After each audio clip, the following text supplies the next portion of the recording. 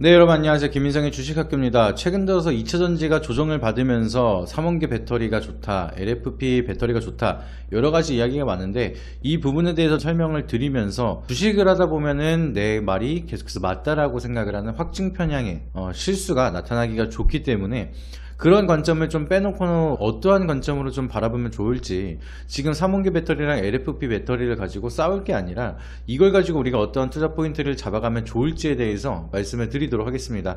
일단은 이제 우리가 잘 알고 있는 배터리 아저씨와 한병화 연구원, 이 두 분에 대한 사진을 넣어놨는데, 이분들을 가지고 얘기를 하려고 하는 게 아니라 3원기 배터리 쪽으로는 우리가 잘 알고 있듯이 배터리 아저씨가 워낙 좋다라고 말씀을 많이 하고 계시고, 한병화 연구원님 같은 경우에는 LFP 배터리 쪽으로 중국에 대한 기술력을 계속해서 좋게 얘기를 하면서 설명하는 내용들이 많기 때문에 대표적인 인물 2명으로 이제 사진을 넣어봤습니다. 근데 이 두 분이 싸워서 누가 이긴다 이렇게 말씀을 드리는 게 아니라 그러한 이슈들로 이야기가 많이 나오고 있다, 이거를 표현을 한 거고요. 이 부분에 대해서 우리가 어떻게 해석을 하면 좋을지 저에 대한 객관적인 시선을 말씀을 드리도록 하겠습니다. 일단은 그렇게 되면은 3원기 배터리가 뭔지에 대해서부터 우리가 알아야겠죠. 3원기 배터리라고 하면은 리튬, 코발트, 산화물에다가 이제 니켈 이랑 어떠한 물질을 넣느냐에 따라서 그런 명칭이 달라지는데, 리튬, 코발트랑 니켈을 넣고 추가적으로 한 가지 더 요소를 넣으면서 이게 3원계 배터리가 들어간다, 3가지에 대한 요소가 들어가는 배터리다라고 얘기를 하고 있습니다. 그래서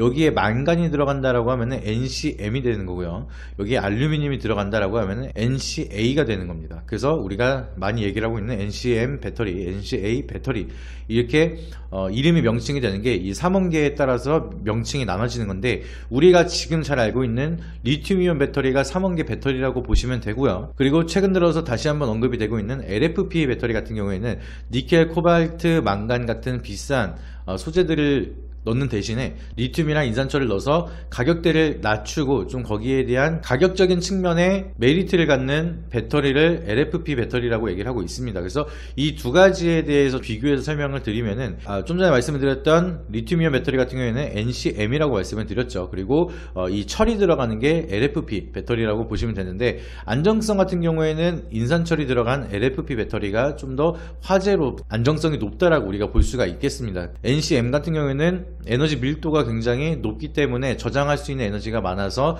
주행거리도 길고요. LFP 같은 경우에는 이제 에너지 밀도가 아무래도 철이 들어가서 적다 보니까 주행거리가 짧다라는 단점이 있습니다.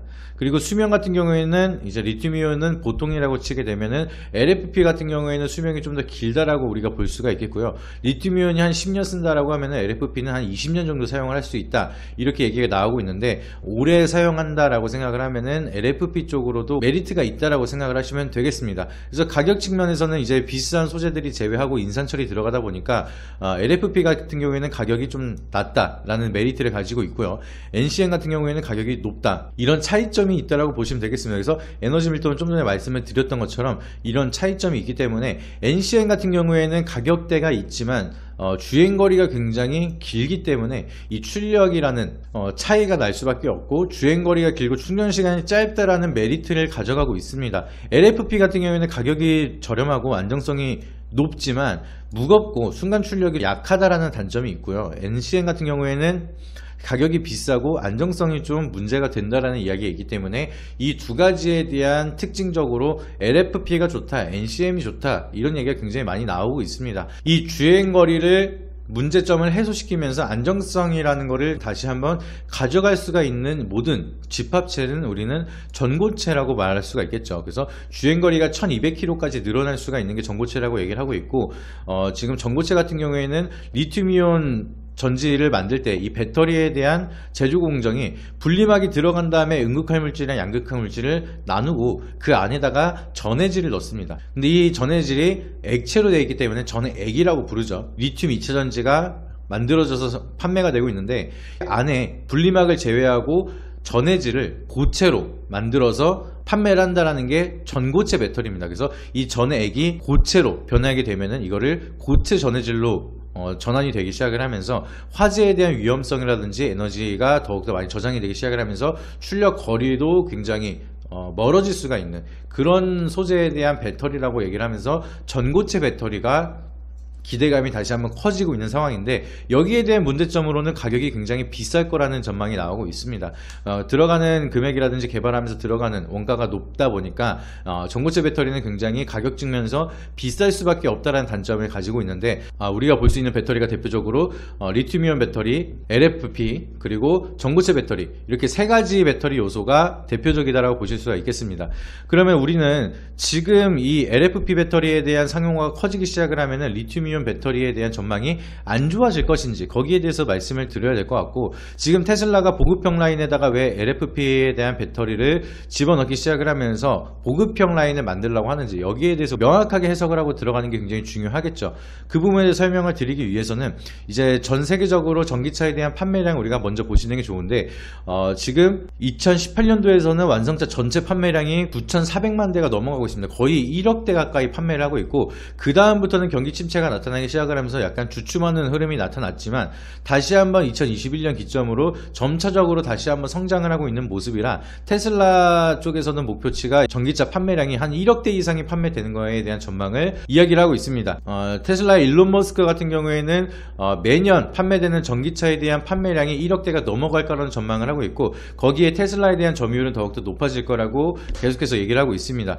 그렇게 된다라고 하면은 앞으로 수요되는 2차전지에 대한 수요는 더욱더 늘어날 수밖에 없고, 지금 제작해서 판매가 되고 있는 3원계 배터리 같은 경우에는 이 소재가 무한하지 않기 때문에 판매량이 계속해서 증가를 하면서 전기차에 대한 시장 점유율이 예상만큼 아니면 예상 이상으로 더욱더 빠르게 움직여진다라고 하면은 이 소재에 대한 대란이 나타날 수밖에 없어요.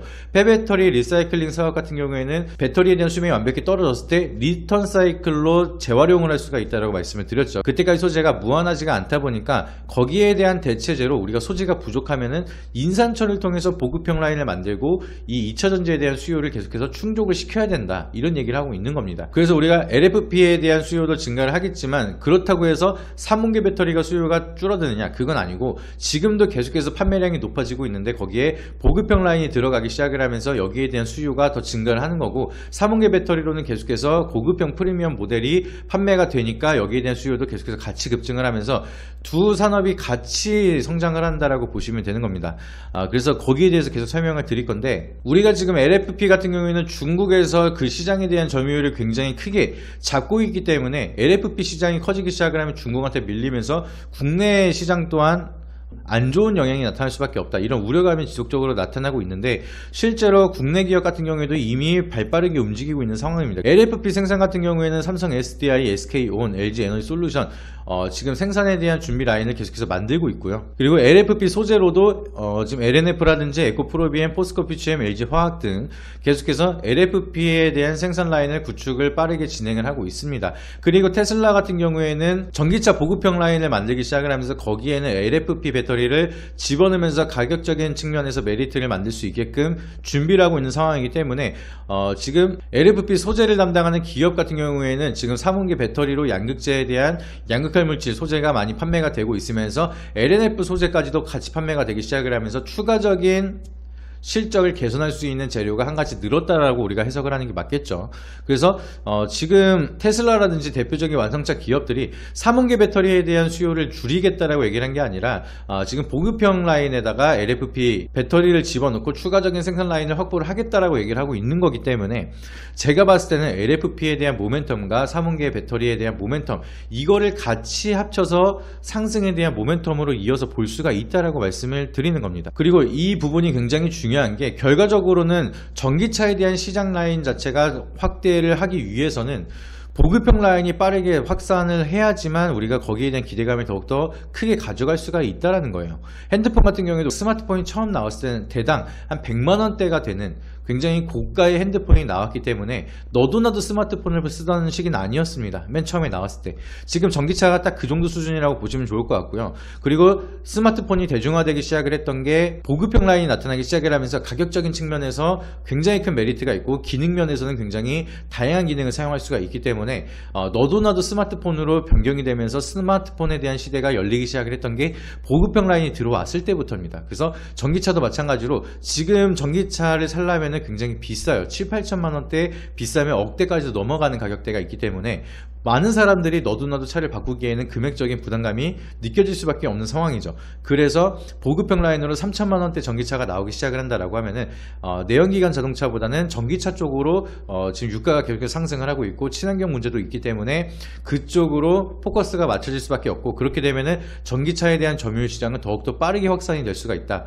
여기에 대한 시장 흐름을 기대를 하고 있는 모습입니다. 우리가 최초로 전기차에 대한 모델을 접근하기 시작을 했던 게 시티카 위주로 시작을 했었는데, 하이브리드 차량을 보시게 되면은 일부는 전기로 움직이고 나머지는 엔진이 가동이 되면서 장거리 주행을 하게끔 두 가지에 대한 구동을 가지고 있는 하이브리드 차량으로 시작을 했어요. 그래서 예를 들면 한 90km 정도는 시내 주행으로 전기차로 주행을 하다가 장거리 주행을 하게 되면은 이제 가솔린이라든지 이렇게 엔진이 돌아가면서 차량이 굴러가는 그런 구조로 이제 하이브리드 차량이 많이 만들어지기 시작을 했는데, 최초에 나오기 시작을 했던 내용들은 전기차가 이제 보통 시티카로 시작을 한다라고 하면은 시내 주행을 할 때는 그 주행거리가 그렇게 길 필요가 없다라는 얘기가 많이 나왔습니다.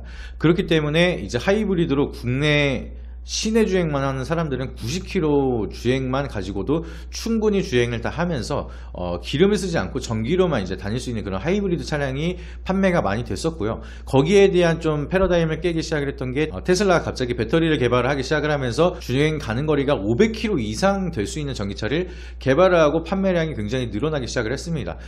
그러면서 사람들이 테슬라에 많이 타보다 보니까 500km는 부족하다, 한 700km, 800km까지는 돼야지만 좀 제대로 주행거리에 대한 문제점이 해소가 될 수 있다라는 얘기가 많이 나오고 있기 때문에, LFP 같은 경우에는 주행거리가 짧아서 우리가 전기차로 사용하기에는 배터리적으로 문제가 많다라고 얘기를 하고 있지만, 사실상 시티카로 해서 보급형 모델로 사용한다라고 하면은 지금 LFP 주행거리만 하더라도 충분히 사용을 할 수가 있습니다. 그렇기 때문에 LFP에 대한 점유율도 빠르게 성장을 할 수 있다는 것을 우리가 분명하게 확인을 하고 있는 상황이고요. 그거를 증명하는 조건으로는 하이브리드가 국내 주행 90km까지만 하더라도 판매량이 굉장히 많았다라는 걸 우리가 보면은, LFP로 완전한 전기차가 이제 판매가 된다라고 하면은 주행거리가 뭐 200km든 300km로 짧다라고 하더라도 시내 주행으로는 전혀 문제가 없기 때문에 이제 장거리 주행을 많이 안 하는 사람들은 충분히 수요가 증가하는 것을 기대해 볼 수가 있는 상황입니다. 그렇기 때문에 테슬라에서도 보급형 모델에 대한 LFP 배터리를 넣겠다라는 얘기를 많이 하고 있고, 테슬라가 거기서 이렇게 선두로 움직이기 시작을 하면은 다른 완성차 기업들도 보급형 라인들을 만들기 시작을 하면서 가격적인 전쟁도 많이 나타나기 시작을 할 겁니다. 지금 테슬라 같은 경우에는 치킨 게임이 들어가면서 고가형 모델을 가격을 인하를 시키면서 영업이익에 대한 손해를 보더라도 판매 점유율을 높이겠다는 정책을 밝혔는데, 이게 언제까지나 계속해서 진행을 할 수는 없기 때문에 차라리 그냥 보급형 라인을 만들기 시작을 하면서 좀 싸면서도 거기에 대한 메리트나 기술력을 느낄 수 있는 차량을 많이 만들겠다라는 정책이 보여지고 있는 모습입니다. 그래서 우리가 지금 기대할 수가 있는 게 이제 일반 고급형 모델 전기차가 지금 라인업이 다 되어 있는 상황이고요. 그리고 거기서 저렴하게 접근을 할 수가 있는 보급형 라인 모델도 나타나기 시작을 하고, 그리고 나서 전고체 배터리가 나타나기 시작을 한다라고 하면은 고가형 슈퍼카 같은 프리미엄 모델 라인이 또 형성이 되겠죠. 이게 라인이 다 구축이 된다라고 하면은 보급형은 좀 사기가 좀 그렇고, 고급형 프리미엄 모델은 너무 비싸고, 그러면은 이제 고가형 일반 프리미엄 라인 쪽으로 수요가 오히려 판매량이 더 증가할 수가 있는 효과가 있기 때문에, 사람의 소비 심리로는 싸고 중간이고 비싸고 이렇게 세 가지에 대한 선택폭이 있으면은 보통은 중간점을 선택하는 경향이 굉장히 많다라고 얘기를 합니다. 그렇기 때문에 지금 보급형 라인이 나타나고 전고체 배터리가 개발이 되면은 프리미엄 라인까지 확대가 된다라고 하면은, 프리미엄 라인 한 단계 미친 지금 많이 판매가 되고 있는 고급형 모델이 판매량이 더욱더 증가하면서 전기차에 대한 수요 시장도 더욱더 증가할 수 있는 효과를 기대해 볼 수가 있겠죠.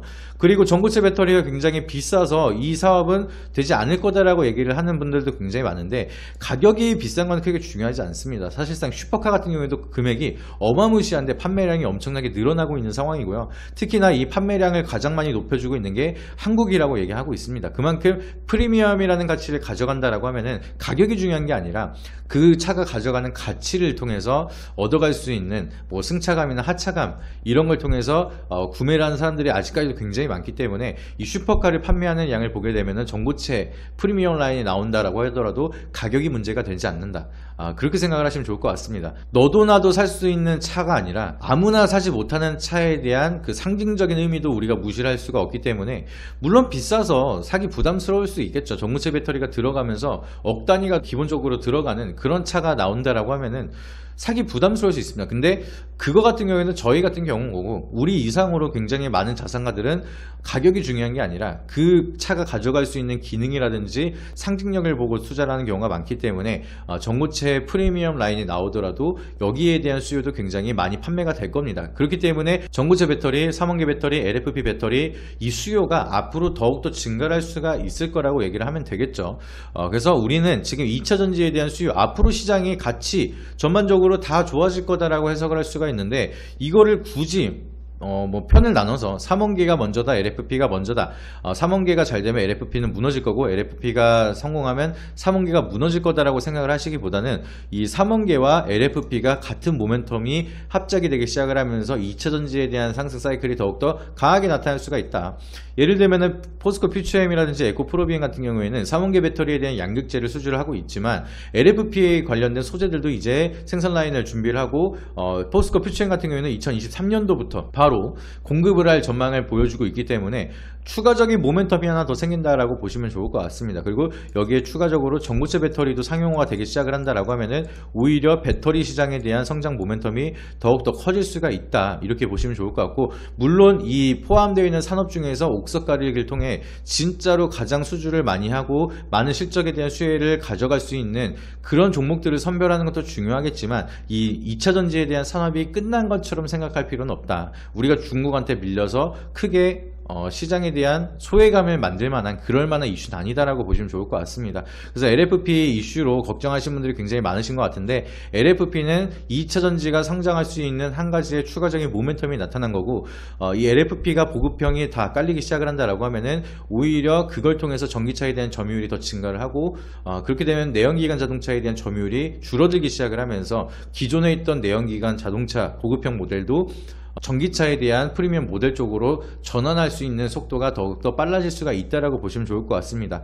그래서 지금 방송에서 일각으로는 얘기가 나오고 있는 게, 가격을 낮추더라도 예상 이상으로 이제 전기차에 대한 점유율이 빠르게 성장하지 않고 있다. 그렇게 되면은 전기차에 대한 점유율은 점점 줄어들 수밖에 없고 시장은 이제 끝자락이 왔다라고 얘기를 하는데, 제가 인플레이션과 디플레이션에 대한 차이점 말씀을 드렸습니다. 테슬라가 지금 가격을 낮추면서 판매를 하고 있지만, 그렇게 된다라고 하면 가격이 좀 더 떨어지지 않을까라는 기대감 때문에 수요가 좀 더 주춤할 수는 있어요. 그동안 고민했던 분들은 당장 살 수는 있지만 서서히 가격을 계속해서 낮추는 느낌이 나타난다라고 하면은 지금 당장 필요한 게 아니면 조금 가격이 더 내려갈 거를 기다려보고 나중에 사자, 이런 심리가 나타나기 시작을 하면서 소비 심리가 막 강해지진 않습니다. 근데 이게 보급형 라인이 다시 나오기 시작을 하면은 기존에 있던 프리미엄 모델 가격이 다시 한번 상승을 했을 때 여기서 더 올라가기 전에 빠르게 사야겠다, 이런 효과로 이제 소비 촉진에 대한 욕구까지 우리가 기대를 해볼 수가 있기 때문에, 오히려 LFP에 대한 보급형이 나타나기 시작을 한다라고 하면은 전기차에 대한 수요가 더 빨리 급증할 수 있는 기대감을